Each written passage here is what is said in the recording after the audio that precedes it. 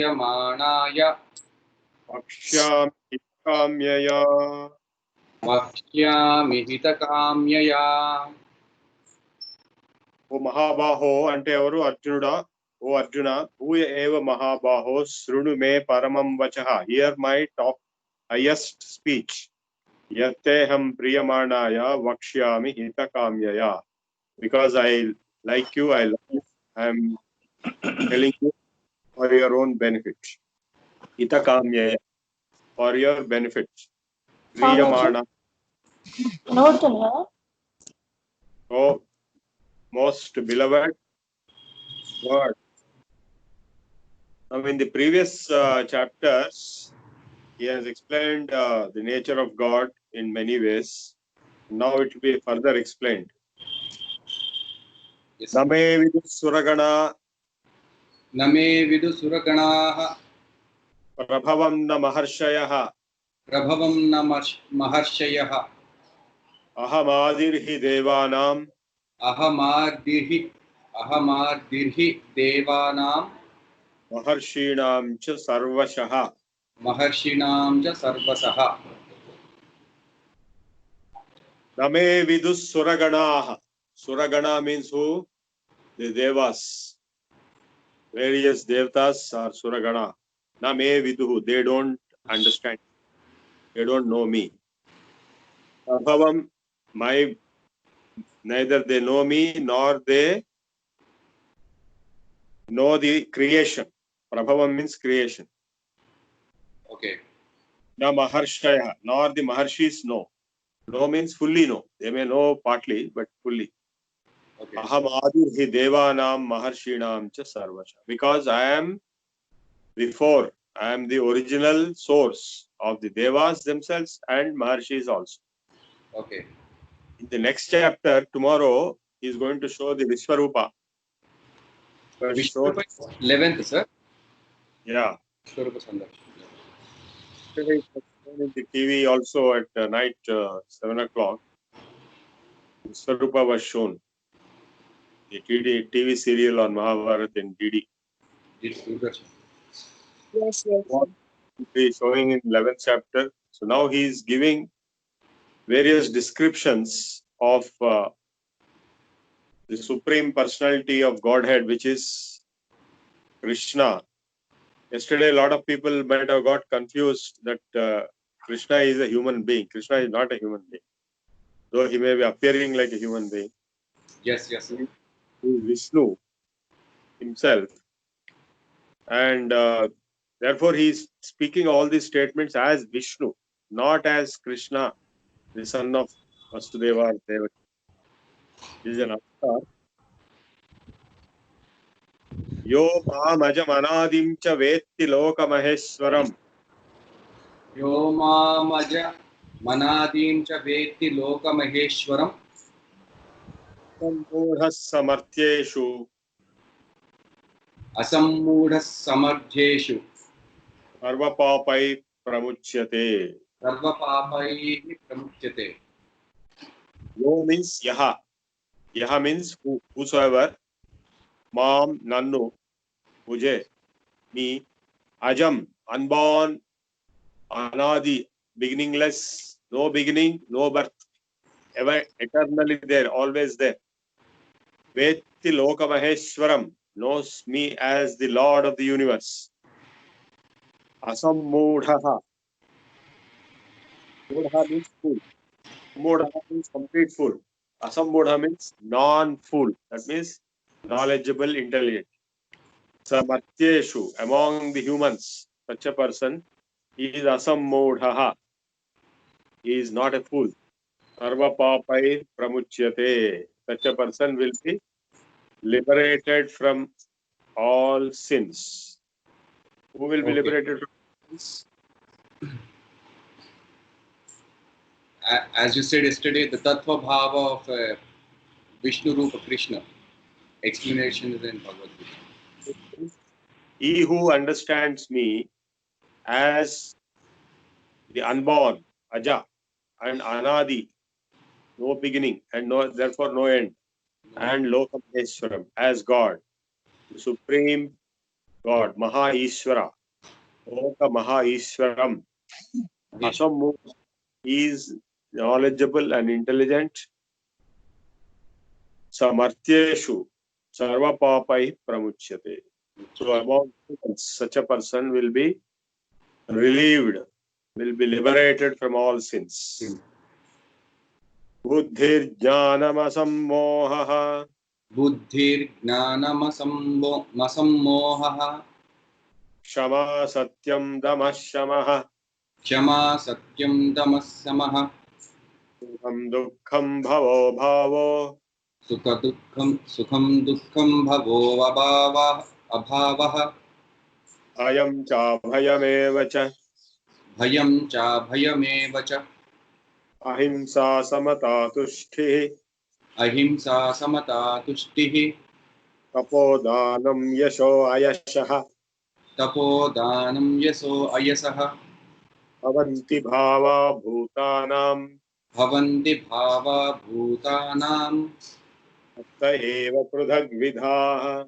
मत्त एव पृथग्विदाः Atta eva prudhagvidha.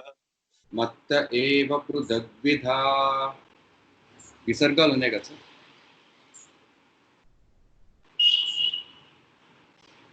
Buddhi, jnanam, asammoham. Moham ante delusion, sammoham ante hypnotized delusion, asammoham ante undelusion, non-delusion. Shama, tolerance, satyam, truth,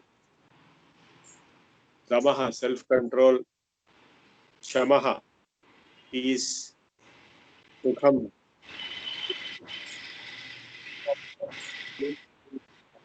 born, abhava is not there, not being there. Bhayam, sa abhayameva cha. ఇవన్నీ కూడాను అహింస సమత తుష్టి ఈ qualities Tushti అంటే సంతుష్టి satisfaction Samata is equanimity అహింస you all know తపః దానం యశః అయశః భవంతి భావా భూతానాం మత్త ఏవ పృథగ్విధా సో ఇవన్నీ కూడాను states of existence for the things in this universe అంటే in this world all these things are there. Okay. Then maharshayas sapta purve महर्षयः सप्त पूर्वे chatvaro manavastadha चत्वारो मनवस्तथा madbhava manasa jata मद्भावा मानसा जाताः tam lokaima prajaah येषां लोक इमाः प्रजाः ima prajaah అంటే ఈ స్థావర జంగమ రూపములు అంటే whatever objects you see born praja means those which are born jai is to be born price excellently completely prakrishtena jata ఇది ప్రజ సో ఈ పుట్టినవన్నీ వస్తువులన్నీ కూడాను స్థావర జంగమైనటువంటి వస్తువులు ప్రజలు ఈ లోకమందు లోకే ఏషాం ఎవరి యొక్క సృష్టియో అట్టి పూర్వే అంతకు పూర్వకాలం నందు మహర్షయ సప్త ఏడుగురు మహర్షులు సప్త మహర్షులు ఎవరు వాళ్ళు భృగువు అంగీరసుడు భరద్వాజుడు అత్రి వామదేవుడు వశిష్ఠుడు అగస్త్యుడు సో వీళ్ళు సప్త మహర్షులు తథా మనవః మనువులు సావర్ణ సావర్ణిక వైవస్వత మనువులు ఒక్కొక్క మన్వంతరానికి ఒక్కొక్క మనువు ఉంటాడు చత్వార నలుగురు మనువులు మద్భావా నా యందు భావన కలవారులై నా యొక్క సామర్థ్యంతో కూడిన మానసపుత్రులై పుట్టిరి so in the beginning of creation these people are all born directly from God of course through Brahma. Manasa Putrul. By Sankalpa itself they are born. There is no need for sexual intercourse. So Maharshayah Sapta Purve Chatvaro Manavastadha Madbhava Manasa Jata Yesham Loka Ima Praja. So first Manus and Rishis and Saptarishis. Why only Saptarishis? Because they are the topmost. There are hundreds of rishis, but Saptarishis are the best. Etam vibhutim yogam cha. एतां विभूतिं योगं च Amayo vetti tattvataha. मम यो वेत्ति तत्त्वतः So avikampena yogena. सो अविकम्पेन योगेन Yujyate natra samshayaha. युज्यते नात्र संशयः Etam vibhutim yogam cha.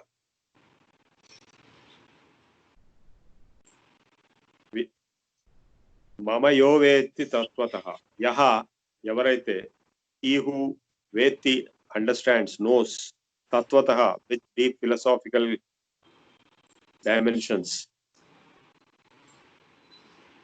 What he understands? My vibhutis, that means my manifestations and my yoga. Vibhutim yogam cha, and cha is and.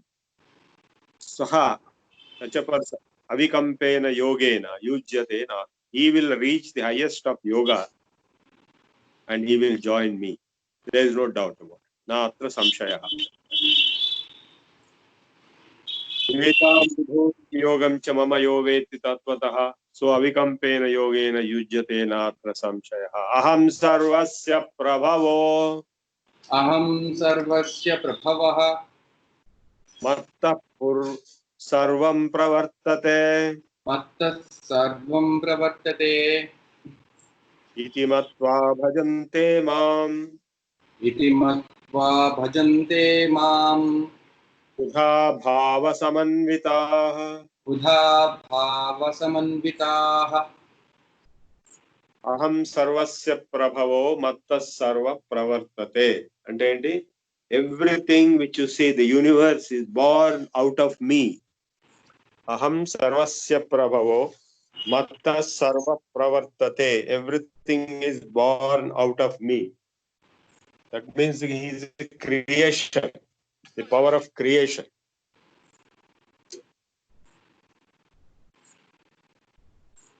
So he is the creator. Okay? Yes, sir. And everything is born out of me.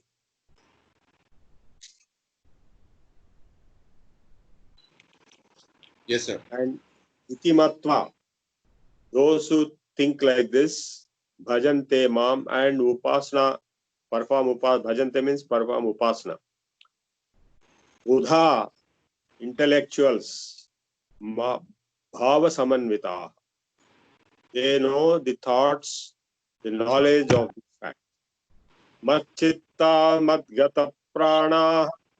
मच्चित्ता मद्गतप्राणाः Bodhayantah parasparam. बोधयन्तः परस्परम् Kadhayantascha mam nityam. कथयन्तश्च मां नित्यं Tushyanti cha ramanti cha. तुष्यन्ति च रमन्ति च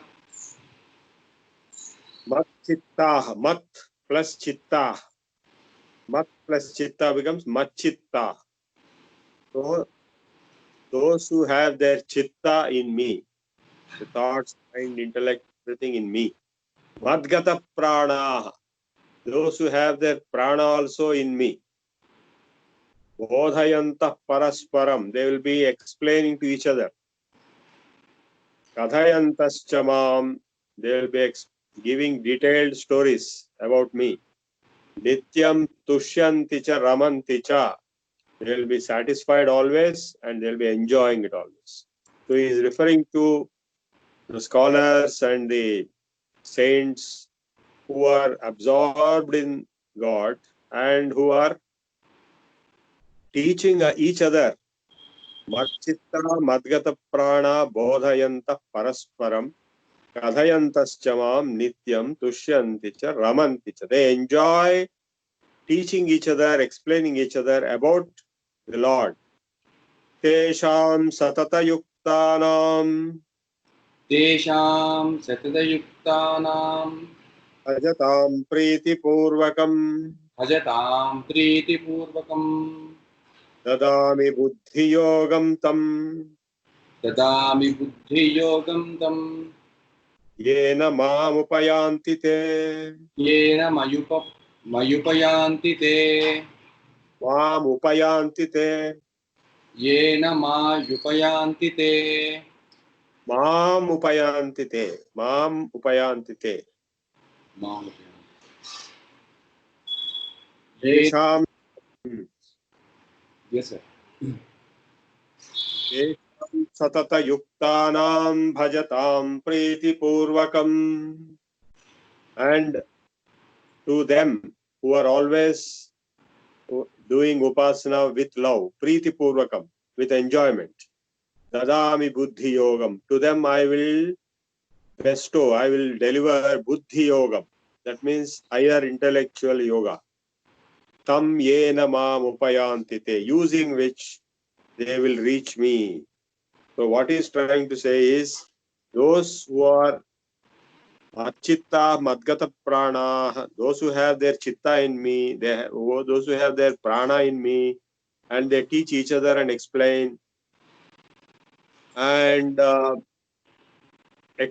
stories about me, and they enjoy doing so. They satisfied and happy and enjoying doing so with each other.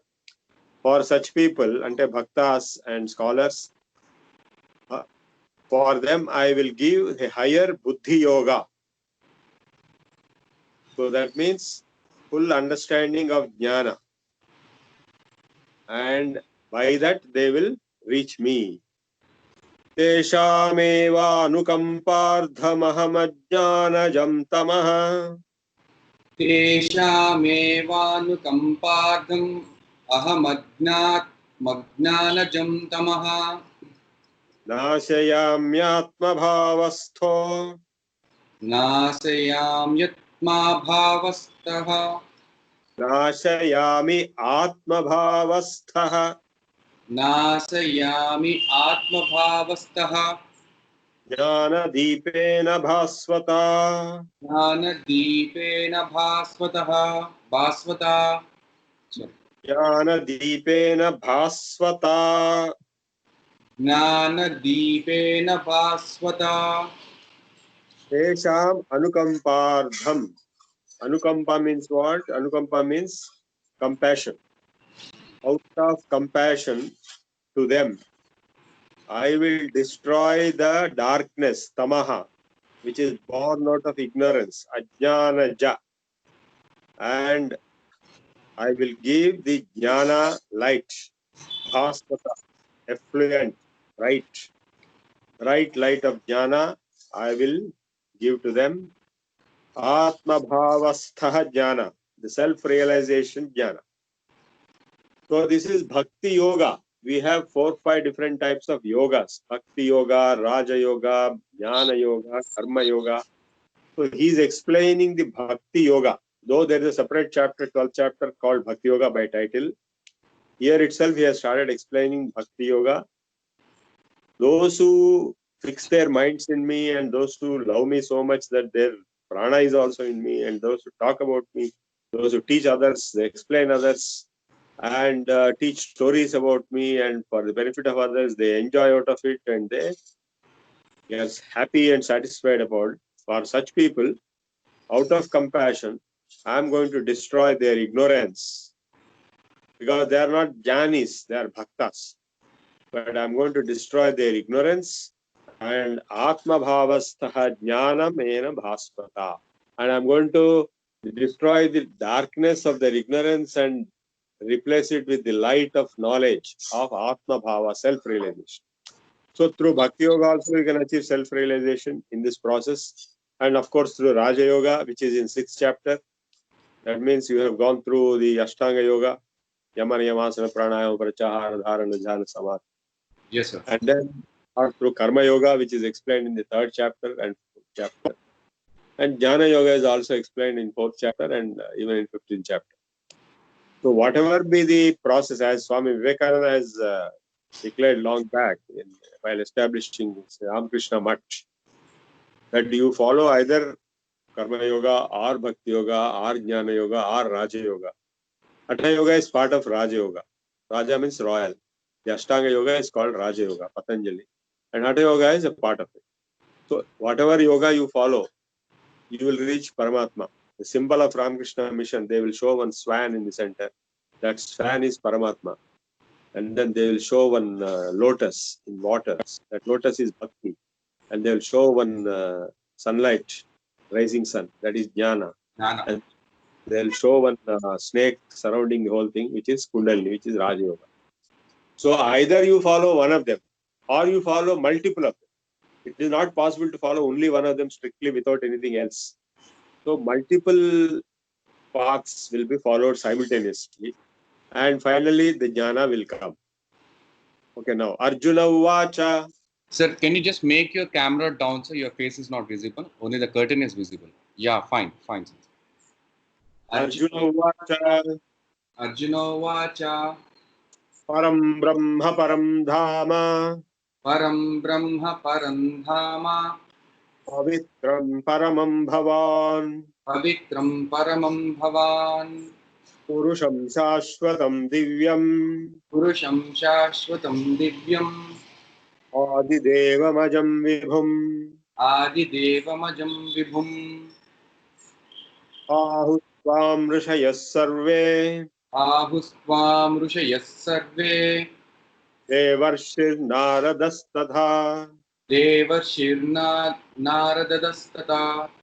Naradastadha. Naradastadha. Naradastadha. Asito Devalo Vyasaha.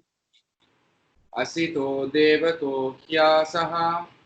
Asito Devalo Vyasaha. Asito Devato Vyasaha. Swayam Saiva Bravishi Me. Swayam Chaiva Bravishi Me. Sarvametadrutam Manye. Sarvametadrutam Manye. Na Yasma Yanmam Vadasi Keshava. Yanmam Vadasi Keshava. Yanmam Vadasi Kesava. Nahi te Bhagavan Vyaktim. Nahi te Bhagavan Vyaktim. Vidur Devana Danavaha. Vidur Devana Danavaha. O Keshava, you are Param Brahma. Now Arjuna has realized that Lord Krishna is not just a human being, his friend, but he is God, Param Brahma, Param Dhama, highest destination, Pavitram, holiest, Paramam, supreme, Bhavan. Bhavan means you. O Krishna, you are Param Brahma, you are Param Dhama, and you are Pavitram and Paramam. Purusha, Parama Purusha, Shashvata, Divya, Adideva, and Aja, unborn. Vibhu is Lord. Shashvata, permanent, divine, Purusha. So, Arjuna has now realized, even before the Vishwarupa, that Krishna is not just Krishna, but he is Vishnu himself, Lord Vishnu, God.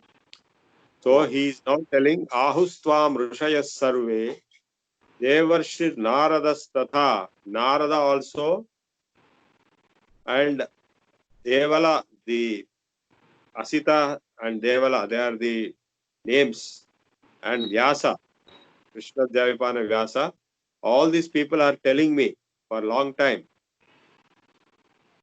that you are God.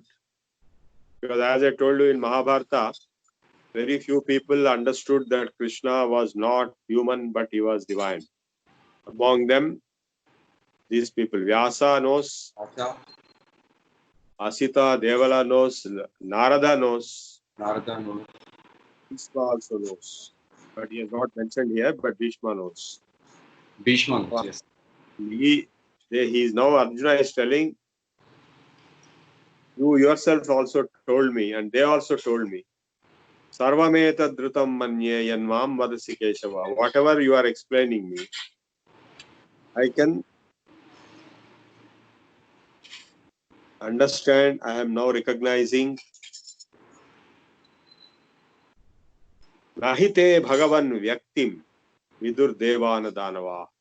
neither the Devas nor the Danavas, the Asuras.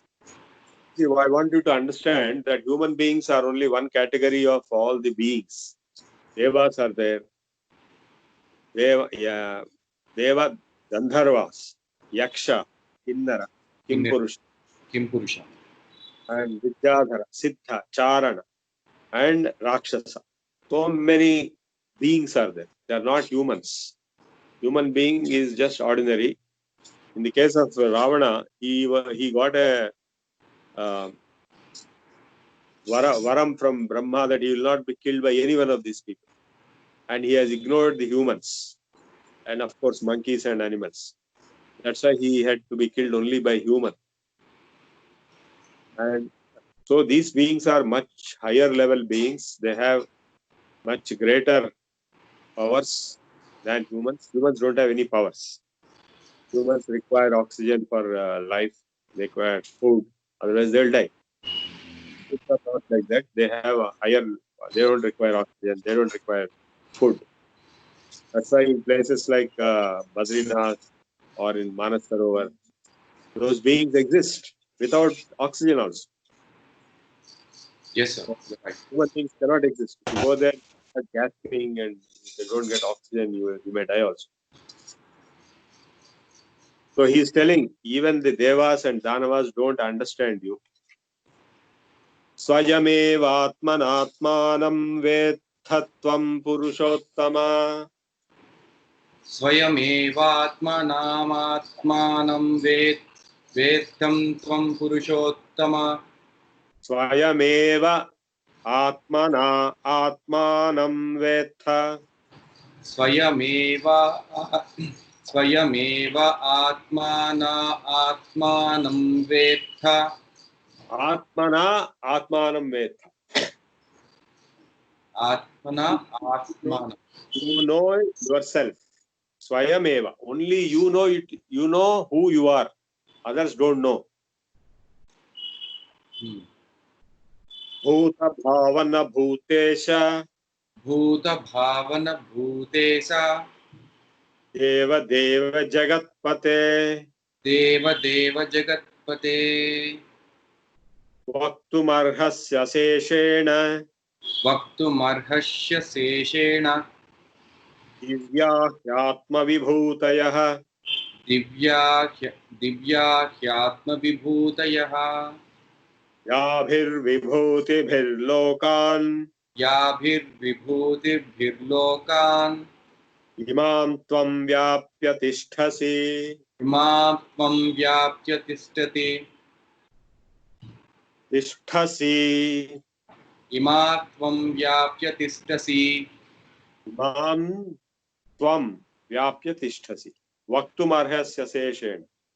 O God, you know only yourself who you are. Therefore, you explain to me. Vaktum arhasi. You may kindly speak and explain to me. Aseshena, without any balance. Remember, Divya hi atma vibhutayaha. Your own vibhutis, your own manifestations. Yabhir vibhutibhir lokan imam tvam vyapya tishtasi. With which vibhuti means divine manifestation. Like sun is a divine manifestation. So, in what kind of vibhutis, lokanimam tvam vyapya, you are manifesting yourself in this whole universe, tishtasi, you are established or sitting. Katham vidyamaham yogim कथं विद्यामहं योगिन्. tasada parisintayan त्वां सदा परिचिन्तयन्. keshu keshu cha bhaveshu केषु केषु च भावेषु. chintyosi bhagavanmaya. चिन्त्यो असि भगवन्मया. O yogi, you are in what form available? I want to see. I want to know in different forms. Vistarenatmano yogam विस्तरेणात्मनो योगं. Putincha janardana विभूतिं च जनार्दन.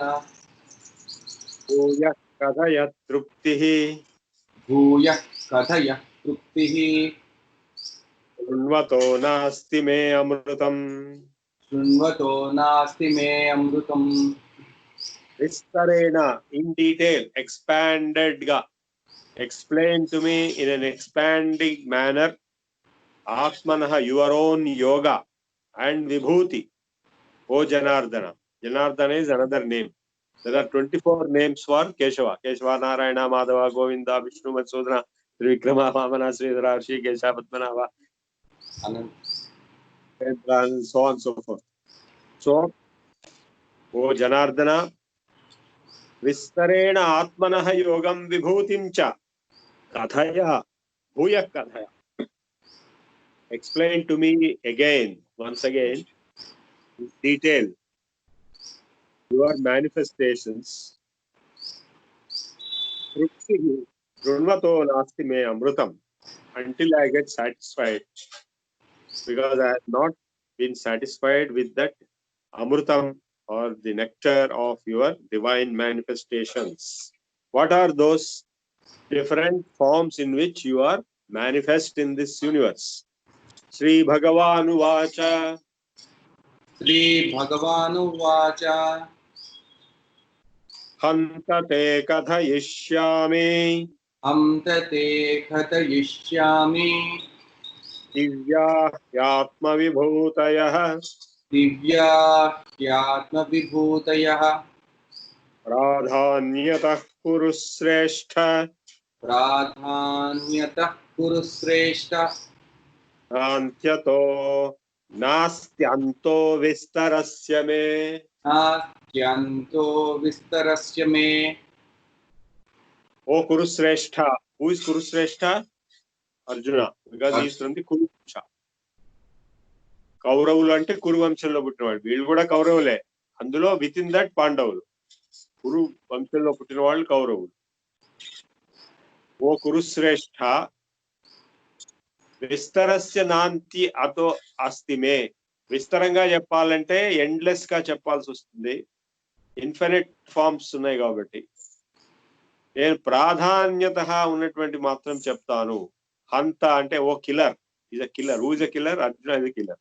తే కథయిష్యామి. నీకు నేను ఎక్స్ప్లెయిన్ చేస్తాను. దివ్యా హ్యాత్మ విభూతయః. ది డివైన్ విభూతీస్ of my self. Only important ones. Because in detail, if I tell, it will be endless. First, Ahamatma Gudakesha Sarvabhuta Vyavasthitah. Ahamatma Gudakesa Sarvabhutasayasthitah. Why you are swallowing alphabets? Ahamatma Gudakesha Sarvabhuta Vyavasthitah. Sarvabhutasayasthitah. Ahamatma Gudakesa Sarvabhutasayasthitah. Ahamadincha Madhyamcha Bhutana Anta Evacha. Ahamadisya Madhyam cha Bhutanaamatam eva cha. Bhutanam Anta Evacha. Bhutanam anta eva cha. Yes. Ahamadischa Madhyamcha Bhutanam Anta Evacha. Ahamadisya Madhyam cha Bhutanam anta eva cha. You have to be very concentrated when you read, otherwise it will be all mistakes. That's true, sir. Gudakesha. Oh Gudakesha. Gudakesha is one of the names of Arjuna. Oh Gudakesha. Ahamatma. I am the self, which is present in Sarvabhuta Ashayasthitaha, which is present in all beings. Aham Adischa Madhyamcha. I am the beginning and the middle and end. Anta Evacha Bhutana. So that means the objects of this universe, the living and non-living, I am the self of all of them. I am their beginning, I am their middle, and I am their end. Adityanam Aham Vishnuhu. Adityanam Maham Vishnuhu.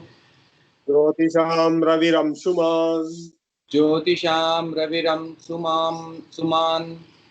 Haritir Marutam Asmi. मरीचिर्मरुतामस्मि नक्षत्राणामहं शशि. नक्षत्राणामहं शशि.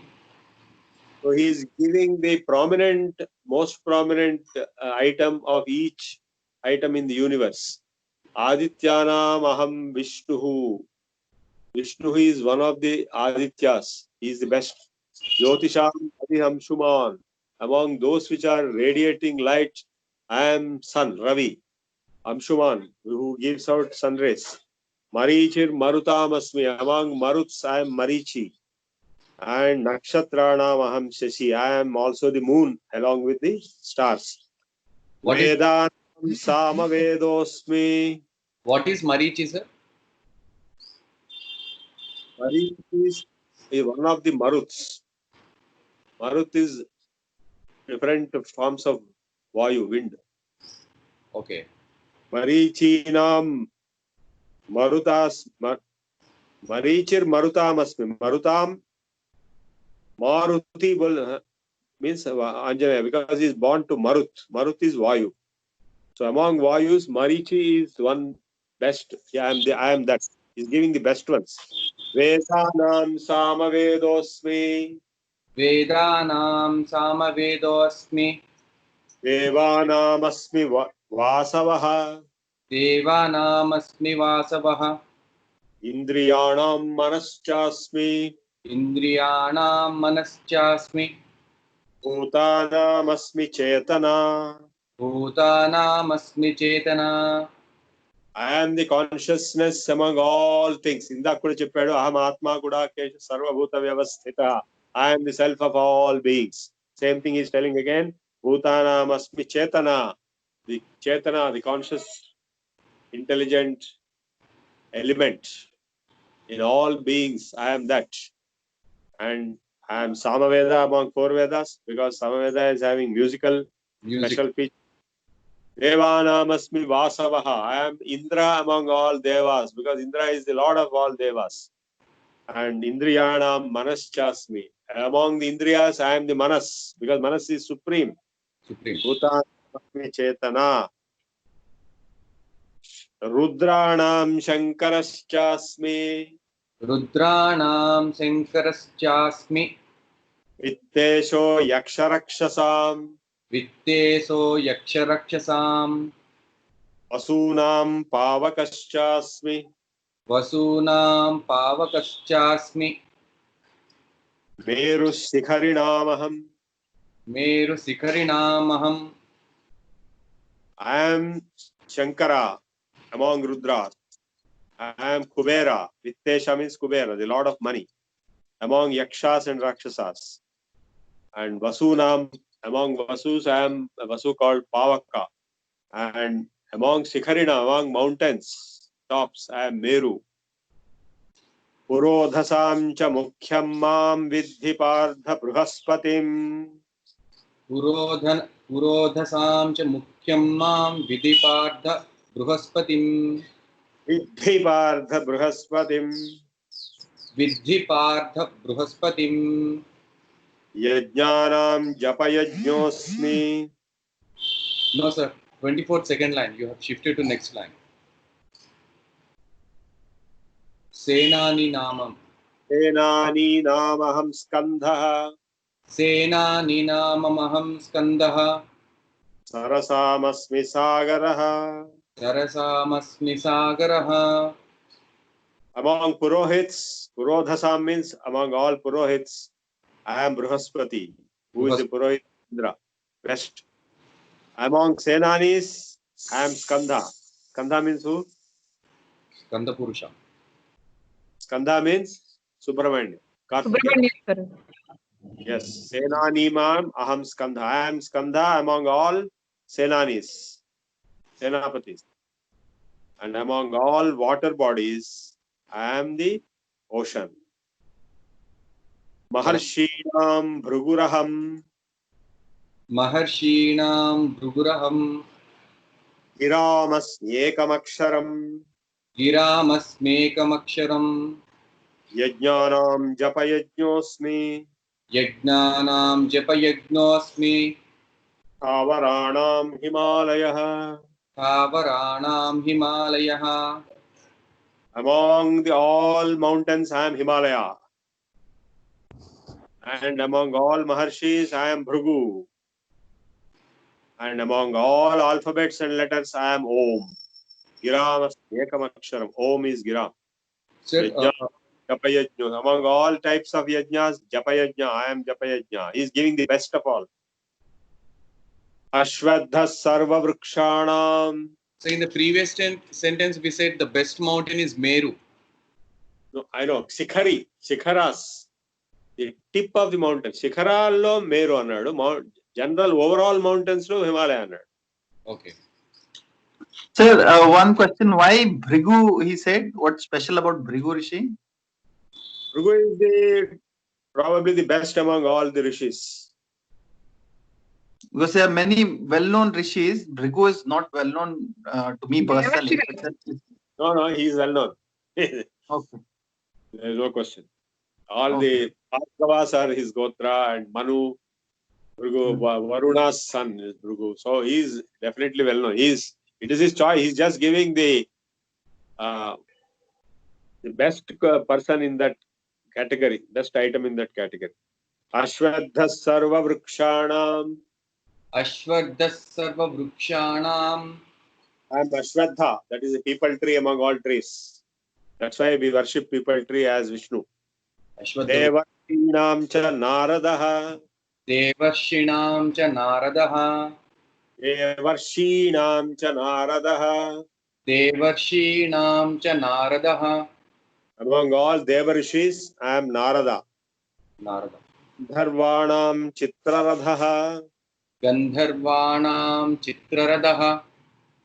Chitraradha Siddhanam Kapilo Munihi. Gandharvanam Chitraradha. Siddhanam Kapilo Munihi. Among all Siddhas, I am Kapila. Kapil Maharshi. Sankhya Yoga. Among Gandharvas, I am Chitraradha.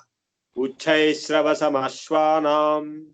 Uchchaisava Samasvanam. Among horses, I am Uchchaisravam, which is white horse in the heaven along with Indra. Viddhimam Amrutodbhavam, it is born along with Amruta in the Kshirosagar Manthana when the moon and Lakshmi were also born. Viddhimam Amrutodbhavam. Airavatam Gajendranam. Airavatam Gajendranam. White elephant. Naranam cha Naradhipam. Naranam cha Naradhipam. Among all human beings, I am the king. And among all the horses, I am Uchchaisravam, which was born along with Amruta. Among all elephants, I am Airavatam, which is the Vahana of Indra. White. Ayudhanam Aham Vajram. Ayudhanam Maham Vajram. Dhenunam Asmi Kamadhuk. Dhenunamasmi Kamadhuk. Rajanaschasmi Kandarpaha. Rajanaschasmi Kandarpaha. Sarpanamasmi Vasukihi. Sarpanamasmi Vasukihi. Ayudhanam Aham Vajram. I am Vajrayudha. And I am the Kamadhenu among all Dhenus. I am Kandarpa, which is Manmatha, among those which are creative forces. And among all snakes, I am Vasuki. Anantaschasmi Naganam. Anantaschasmi Naganam. Varuno Yadasamaham. Varuno Yadasamaham. Pitrunam Aryamachasmi. Pitrunam Aryamachasmi. Yamaha Samyamatamaham. Yamaha Samyamatamaham.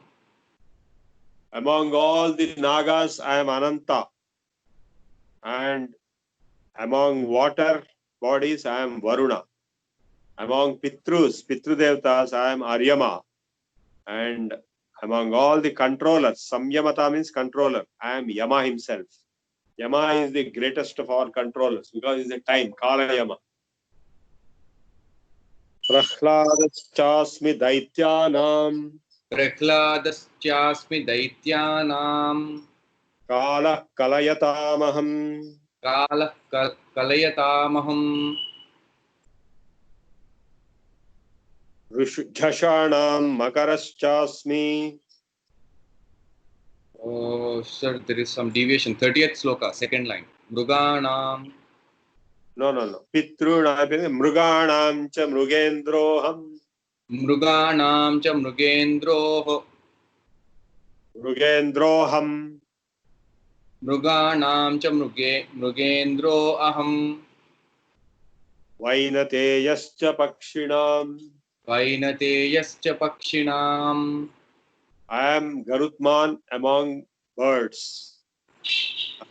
Prahlada, I am Prahlada among Daityas, Asuras. I am time among the counting principles. And I am the lion among the animals. Pavana Pavatamasmi. Pavana pavatamasmi. Pavana Pavatamasmi. Pavana pavatamasmi. Ramaha Shastrabhrutamaham. Ramah sastrabhrutamaham. Jhashanam Makaraschasmi. Shashanam makaraschasmi. Srotasamasmi Janhavi. Rotasamasmi jahnavi. Among the water flowing bodies, I am Ganga. Janhavi is Ganga. And among the flowing breezes, I am Pavan. And among all the weapon wielders, I am Rama. Rama Shastra Bhrutamaham. Yashanam Makaraschasmi. I am the crocodile among the water animals. Sarganam Adirantascha.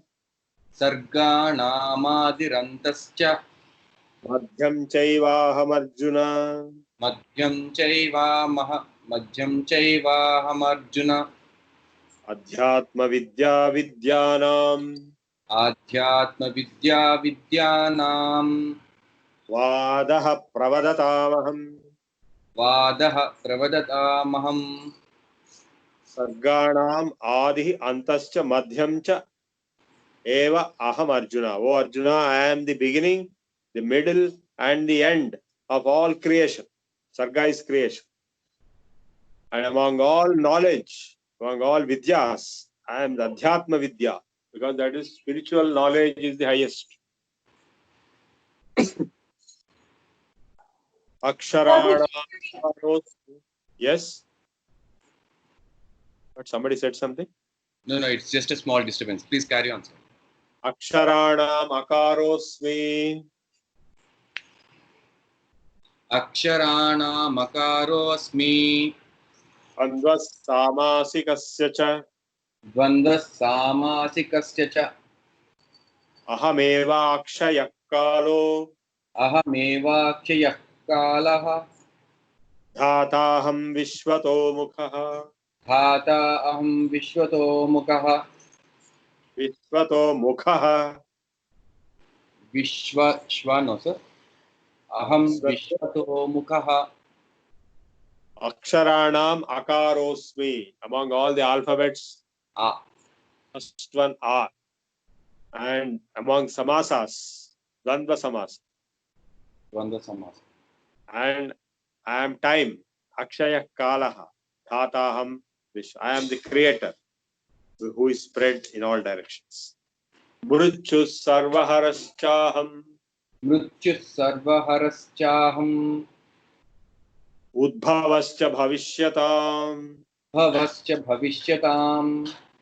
Kirtihi Srir Vakcha Narinam.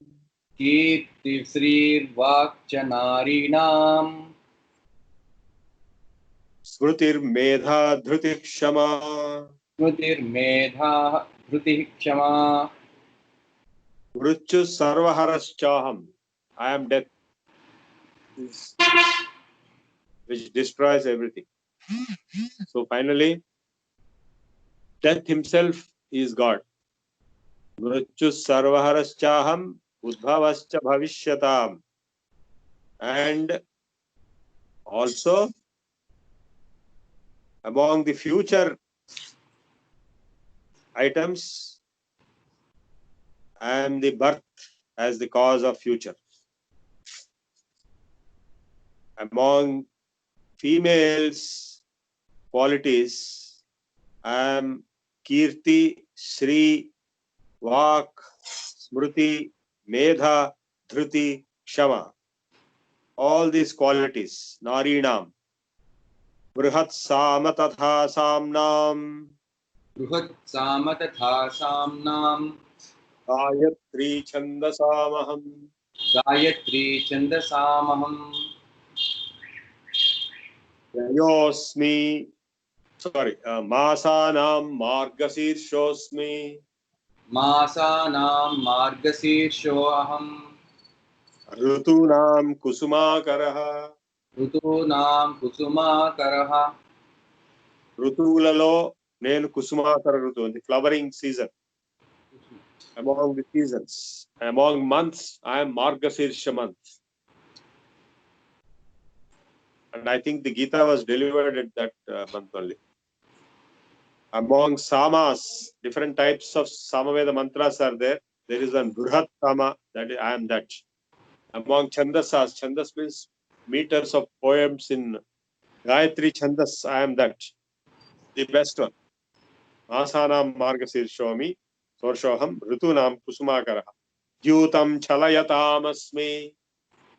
द्यूतं चलयतामस्मि Tejah Tejasvinamaham. तेजः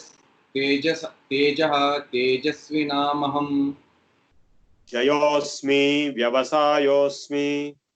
जयो अस्मि व्यवसायो अस्मि Tvam Sattvatamaham. तत्त्वं त्ववतामहम् Dyutam Chalayatamasmi. Among all cheating activities, I am Dyutam. Dyutam means Judam. Jua. gambling That is the best of all teaching. Most cheating activity is gambling among all cheating. And you can cheat by telling lies, you can cheat by misguiding, you can cheat by exaggerating. But this Jutam is the maximum. That's why he says, I am Jutam among cheating activities. Tejasvinamaham. Among all the bright objects, I am the light. Jayosmi, I am the victory. Vyavasayosmi, I am the efforts. I am Sattva. And among Sattvavatam, among those who have Sattvika Guna, Sattvavata, I am Sattva Guna. Vrishninam Vasudevosmi. वृष्णीनां वासुदेवोऽस्मि Pandavanam Dhananjayah. पाण्डवानां धनञ्जयः Muninam Apyaham Vyasah. मुनीनामप्यहं व्यासः Mushana Kavihi. कवीनामुसना कविः Now he is coming to himself, Krishna himself.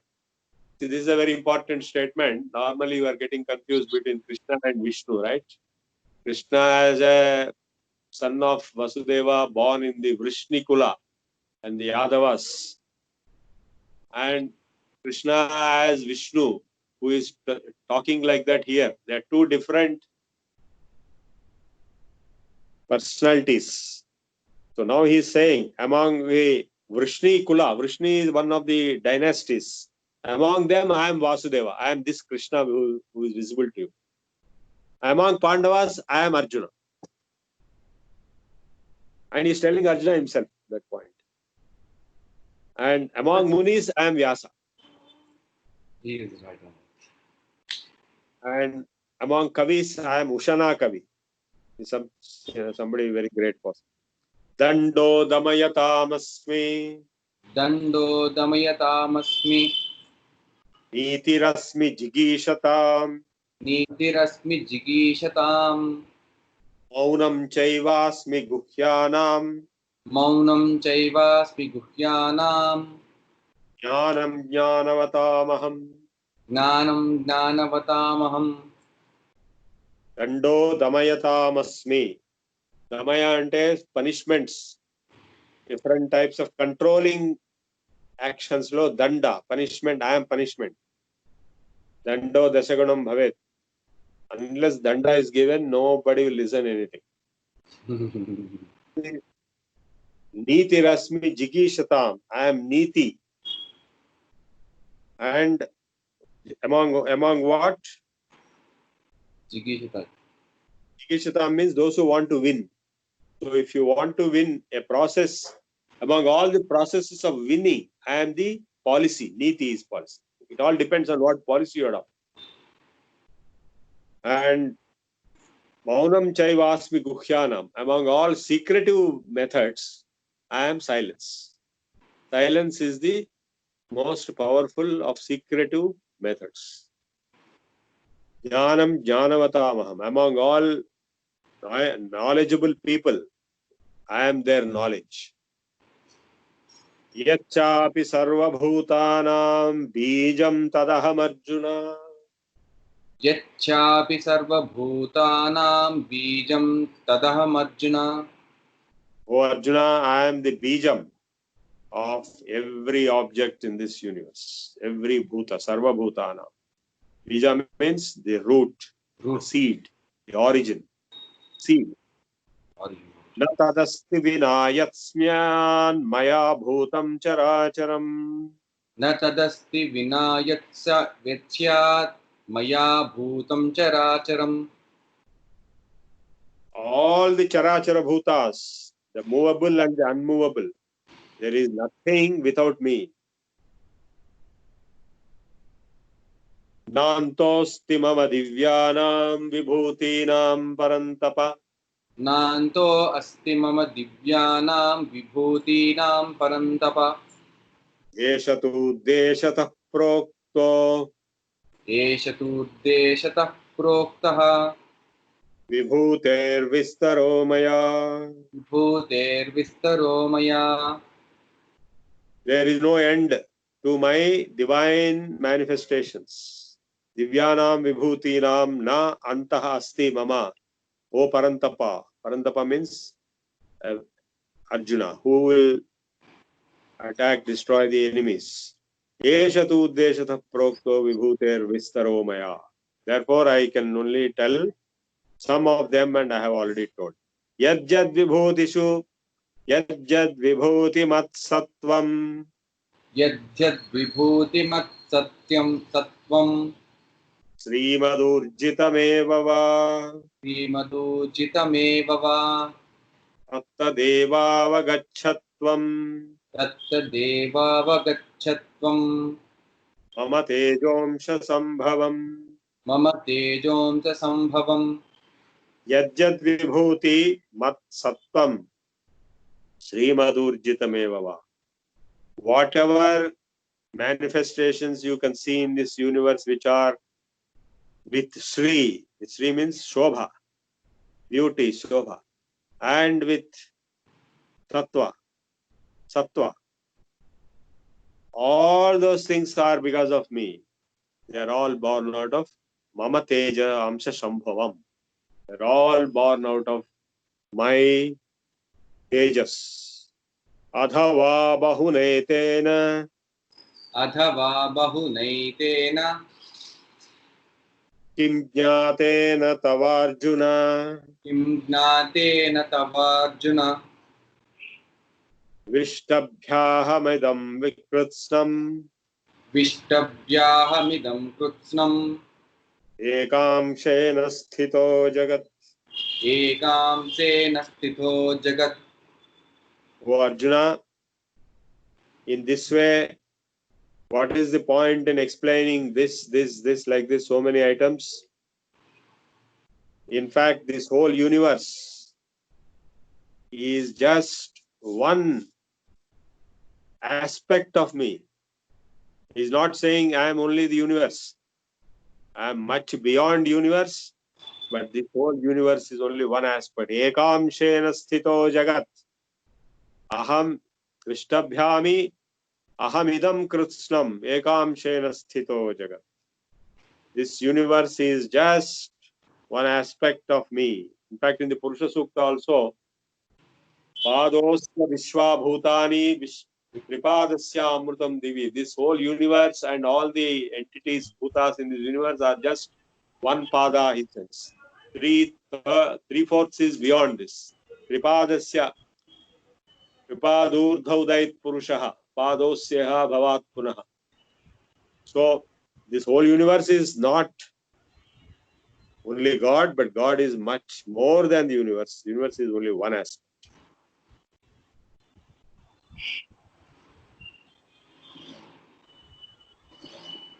Adosya Vishwabhutani. That's what Rigveda also says. This whole universe is just one part, small part. So now you understood who is Krishna. He is everyone. Krishna is one of the manifestations of Vishnu or Narayana, who is beyond everything. Whatever you see is one aspect. Om Tat Sat iti Srimad Bhagavad Gita Su Om Tat Sat iti Srimad Bhagavad Gita Su Upanishatsu Brahma Vidyayam Upanishatsu Brahma Vidyayam Yoga Shastre Sri Krishna Arjuna Samvade Shri Shri Krishna Krishna Arjuna Samvade Vibhuti Yogo Nama Dashamodhyayah. Vibhuti Yogo Dama Dashamodhyayah.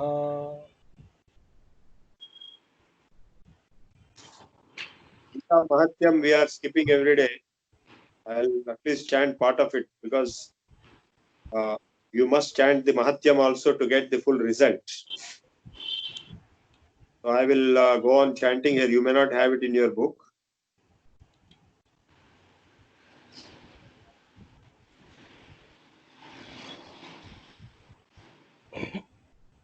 Gita Shastramidam Punyamyam Pathet. Padhiyo. Gita Gita Shastramidam Punyam Punyam Yah Pathet Prayatah Puman Yah Vishnu Pathet. Padamavapnoti Bhaya Shokadi Varjitaha. He who reads Gita Shastram, Punya, which is Punya, with effort, he will reach the abode of Vishnu. He will transcend Bhaya and Shoka. Bharata Amrita Sarvasvam, वही है ना? Vishnor गीताध्ययन शीलस्य प्राणायाम परस्य च Parasya Naiva Santi Papani Purva Janma Kritanyapi. Now, two important activities. You want to overcome your sins, even last life sins. One is pranayama, performance, and second is Gita Dhyana. So, a person who is having Gita Dhyana as his trend and a person who is doing pranayama as his activity, he will be transcending his sins, both in the last life and present life. Akrityamapi kurvano bhunjano vayatastatah vaivas मलान्मोचनं पुंसाः जलस्नानं दिने दिने Sakrit Geetam Bhasisnanam Samsara Malamocham. Just like daily you are taking bath with water for removing the filth on the body. If you take the bath in the Gita, then you will be removing the filth in your mind, in the Samsara Malamochanam. Slokam ekam tadartham va padam pada गीता सुगीता कर्तव्या किमन्वैः astra vitraihi शास्त्रविस्तरैः asvayam व्याख्यां padmasya पद्मनाभस्य padma. मुखपद्माग्निमिता. Why do you require all other shastras? If you read Gita, that is enough, because this is the summary of all shastras and it has come out from the mouth of the Lord himself. Sarva shastramayi Gita, sarva vedamayo harihi, sarva tirthamayi Ganga, sarva dharmamayo manuhu, slokam ekam tadartham va padam padardhameva va, nityam pathati yo bhaktya samoksham adhigacchati. Even if you read one shloka or 1/4 of a shloka or understand its meaning with bhakti every day, then you will get moksha. So there are many other shlokas which are explaining the power of Gita. Wherever Gita is chanted, in that place, all good things will happen. And all that is explained there, right? Sarvopanishado Gavo, Bhagavo. This is a summary of all Upanishads and therefore the summary of all Vedas. Okay, now we close here. Any questions you can ask me now on today's lecture. Sir, in today's class, this is just a general doubt, sir. You said Lord Krishna was born in Yadava Kula, but actually he's from Kshatriya Kula and been brought up. I mean, he's been brought up in Kshatriya. Yeah, no, that is true. That is body, but Yaduvamsha it is called. Vrishninam Vasudevosmi. The dynasty of Vrishnis, Varshneya, the word comes. So Yaduvamsha, this is a much, Yadu Maharaj is very ancient fellow, that is separate. Immediately it is Vrishni Kula. Yadavas as milk people with Gopika, that is separate. But these people themselves, where he was born, that is from Yaduvamsha, and also they are called Vrishninam Varshneyas. Even today there are people who have a surname Varshneya. I met such. I heard about them. Yeah, so he is in that dynasty. And by the way, he himself worshipped Vishnu. And the idol which he himself worshipped and which was worshipped by his father Vasudeva, the same idol is there in Guruvayur. That idol was submerged into water in Dwarka submerged, and it floated in sea and came to Kerala, and it was recovered there and it was established there. So that is the idol which Vasudeva himself, his father worshipped, and he himself worshipped as a human being. And the replica of that same copy of that Guruvayur Krishna idol is there in Iyami temple in Bolaram. So they went and brought a replica of Krishna. This Vishnu form brands. Okay. Sir, there was one more question raised in yesterday's class by the time the class is finished. So the question was, yesterday's class we discussed that, anyone who is doing sins or anything, but at the time of death, if he chants Om, the God, just at the time of death, then he will get liberation. So what is the fun of doing goods or bads? Just do everything. Only at the time of death we can just... No. You're mistaken. If anybody can reach that stage of chanting Om and going into Vaikuntha through Om at the time of death, it is the most impossible, difficult thing. It's not possible. 99.9999% of the human beings cannot do it. Let alone sinners, even saints cannot do it. It is so difficult task. So, if you are able to do that, then that means you are already liberated. You are very high, very, very, very high person. So you will not commit any sins, and if you have committed, those sins have already finished. So if you think that you can commit sins and do that, it is impossible. Okay. At the time of death, an ordinary person will get all other conditions. As I told you, he may get thoughts of so many things, desires of so many things, and he will be born in that only. He will never go to the highest level. It is impossible. Sir, Anupama, you have some doubt. You can just unmute and ask for that, please. Namaste, sir. Yes. Sir, why do people run behind money rather than running behind knowledge? Yeah, because they require money. See, first of all, money is essential for survival. And secondly, money is the trap, is a craze. It's like gambling. You get more money, you want to gamble more. You get more money, again you gamble more. So that is a trap. It is not only money, but so many other things, so many objects in this world. The desires, kama they are called. Kamas, even sexual desire is one such, but there are many other desires. Desires for property, desire for money, desire for name, desire for fame. Yes. So many desires. So, in fact, Shankaracharya mentions in Upadesha Sahasri, who is the person fit for Advaita Jnana. So that there is a big list of fitness criteria. So one of the factors is Tyakta Shastra Vitta Putreshanasya Paramhamsa Parivrajikasya. So a person who has given up 3 Ishanas, Ishanas means attachments. One is money, Vitteshna, money attachment. Second is Putreshna, attachment to children. Third is Shastreshna, attachment to particular theory of Shastras. Only this is correct, all others are wrong like that. So all the 3 attachments who has given up, that means he is a sannyasi, true sannyasi. And Paramahamsa, he is like Paramahamsa, Parivrajaka, he is a monk. Only to such an advanced person, Advaita Jnana should be delivered. All others, it will not sink at all.